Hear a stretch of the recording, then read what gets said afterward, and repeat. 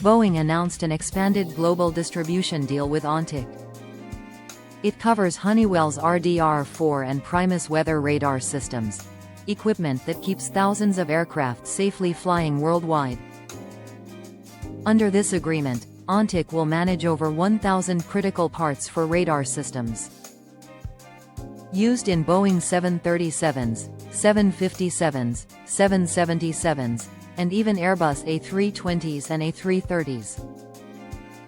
On the commercial side, Boeing delivered 160 aircraft in Q3, showing steady recovery despite past challenges. Boeing's stock is up 21% this year.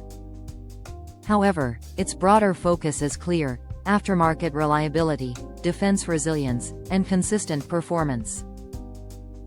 This isn't just expansion, it's Boeing rebuilding trust and stability, one partnership at a time.